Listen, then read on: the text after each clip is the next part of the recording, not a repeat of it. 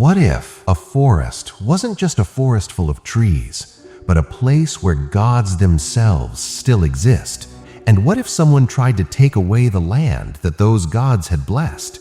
Because the movie we're talking about today isn't just a film. This is a story filled with curses, traditions, the wrath of divine spirits, and a climax so intense that it'll leave you covered in chills. Today, we're talking about Kantara, a film that completely shook the Indian film industry. But trust me, calling Kantara just an action thriller or horror movie would be a huge mistake, because the real strength of this film lies in its culture, Bhuta Kola, Daiva worship, and that mysterious forest where every single thing hides a deeper story.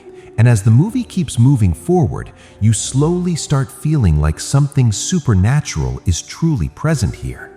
Especially the last 20 minutes. Man, the feeling I got while watching those scenes, I've honestly experienced that in very few movies. So in today's video, we're going to break down the complete story of Kantara in detail. The story actually starts way back in 1847 in South Kannada.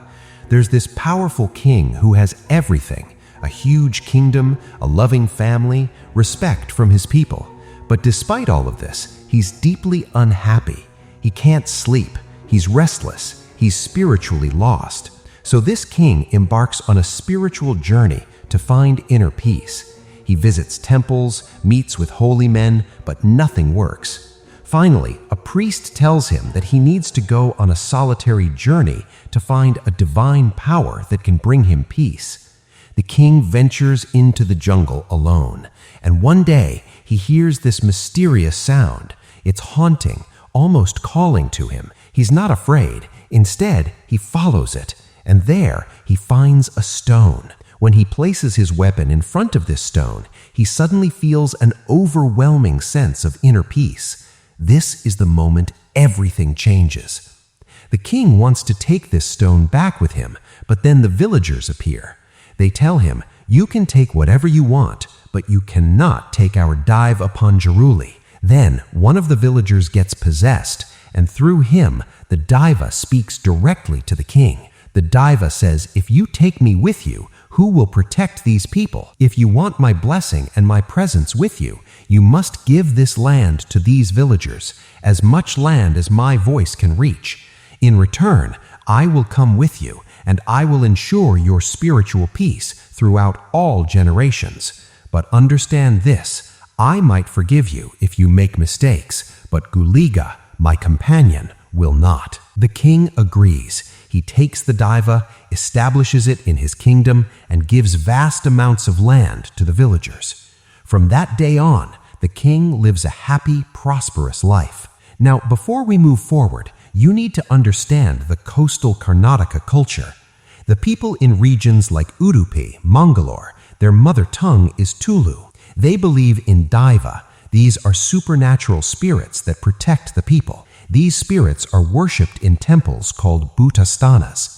Now, Bhuta Kola is a traditional dance performance where a performer, usually from the same family lineage, generation after generation, gets possessed by the Daiva during the performance. When this happens, the Daiva blesses the people.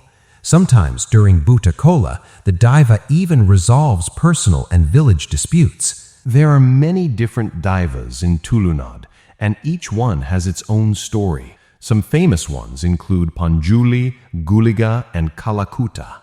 Fast forward to 1970. There's a Bhuta Kola happening in the same village. Shiva's father is the performer, but there's a descendant of that original king, someone from the royal lineage, who's trying to take back the land that was given to the villagers. This man tells the villagers he'll go to court and reclaim all the land legally. Then, the Daiva possesses the performer. Through him, the Daiva warns, "Your ancestor got peace because he gave this land to these people. If you take the land, you'll get it, but you'll lose your peace forever." But the man doesn't listen. He even questions whether it's the Daiva speaking or just the performer. This enrages the Daiva. The Daiva declares, "Your fate will be decided in court, and if I ever appear before you again, know that I was just a performer. Otherwise, I am the Daiva." Then, the performer, now fully possessed, grabs a torch and runs into the jungle. He vanishes, never to be seen again. What happens to the royal descendant? He goes to court, yes, but he vomits blood and dies there. The curse is real. Now we jump to 1990. Shiva is all grown up. He's participating in Kamala, a buffalo racing competition where the owner rides alongside the buffalo. The fastest one to cover the distance wins. Shiva is incredibly fast. He should win, but the corrupt landlord, another descendant of that royal family, cheats and lets his buffalo win. Shiva gets into a fight with the landlord's men, but then the landlord himself respects Shiva's talent and even gives him the medal and prize anyway. He's angry at his own men for cheating. Let me introduce you to the main people in this story. Shiva. His father disappeared 20 years ago during a Bhuta Kola performance. Shiva was supposed to carry on the family tradition of being a Bhuta Kola performer, but he's become a drunkard instead. His younger brother, Guruva, took over the responsibility. Guruva, Shiva's younger brother who performs as the Bhuta Kola dancer. Shiva's mother, always angry at Shiva and his friends for their reckless behavior. Leela, Shiva's love interest. Inspector Murali, a forest officer trying to protect the forest and the people. The landlord, another descendant of that royal family. He seems nice at first, but he's incredibly manipulative. Sudhakar, the landlord's right-hand man. Shiva and his friends do small jobs for the landlord, sometimes illegal, like hunting wild boar, cutting wood illegally. The landlord pays them with money or alcohol. Life is simple, but then Inspector Murali arrives and everything changes. Murali is serious about protecting the forest. He doesn't respect the local traditions. He wants to catch Shiva and his friends for poaching. Their relationship becomes hostile.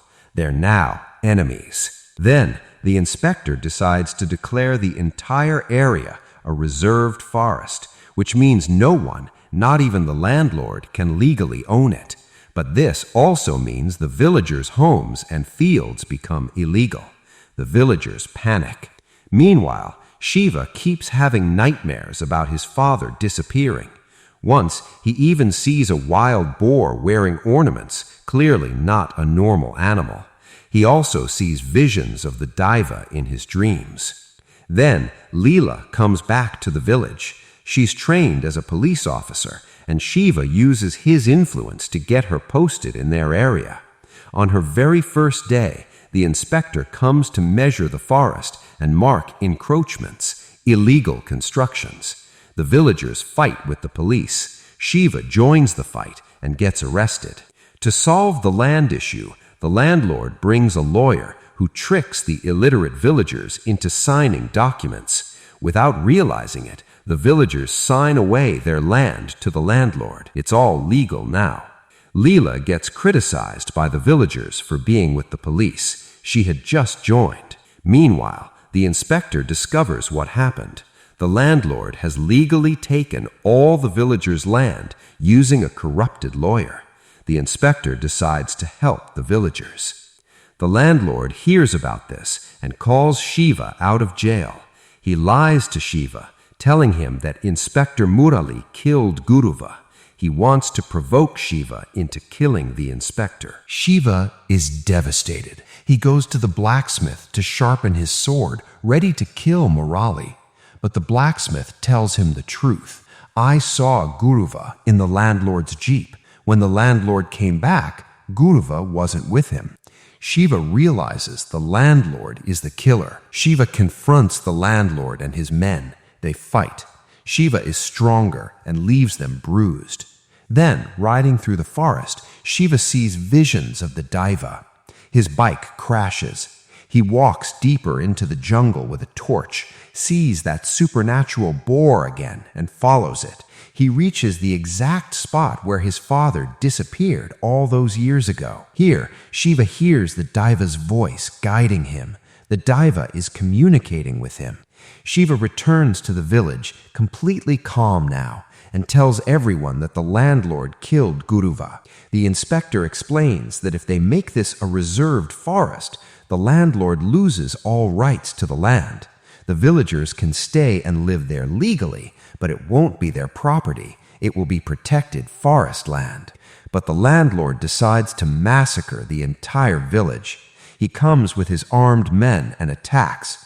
The villagers fight back. The inspector fights alongside them. It's brutal. People die on both sides. The landlord is enjoying this, literally killing his own men in the process.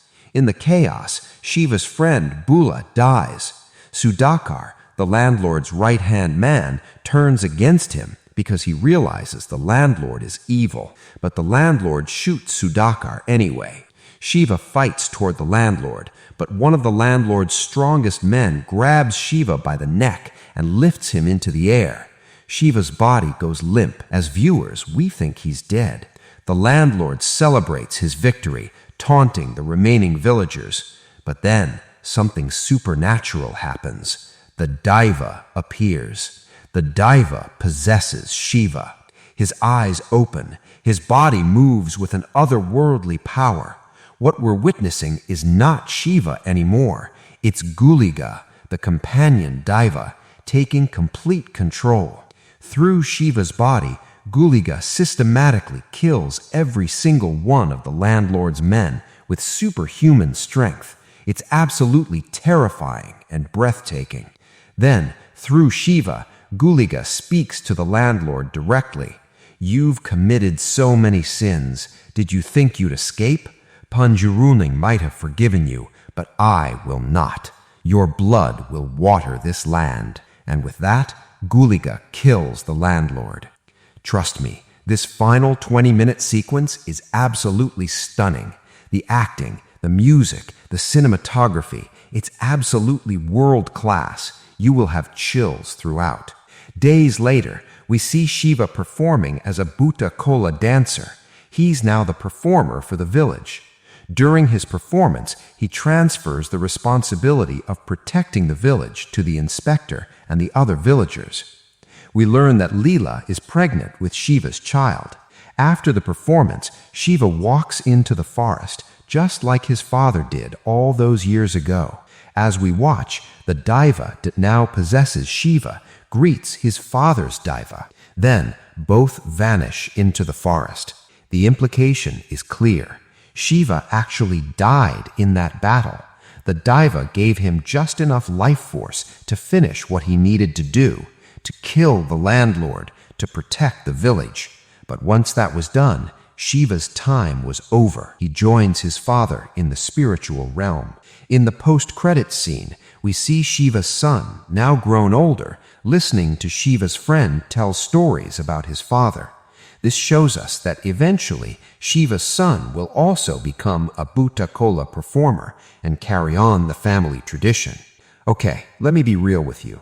Kantara is one of the finest films I've ever seen. The acting is phenomenal. The cinematography is stunning. The performances are absolutely incredible. But what makes this film truly special is how it weaves culture into every single frame. This isn't just a story. It's a love letter to Tulunad culture. Every shot, every gesture, every word has cultural significance. If you're from coastal Karnataka, especially from places like Udupi, Mangalore, or Kundapurla, you'll understand this film on a completely different level. There are so many cultural references that I had to skip in this video because one video isn't enough. For example, the Daivas communicate through hand gestures.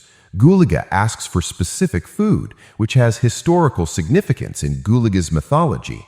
The word Panjuruli comes from the Tulu word Panji, which means pig, and that's why we see that sacred wild boar in the film.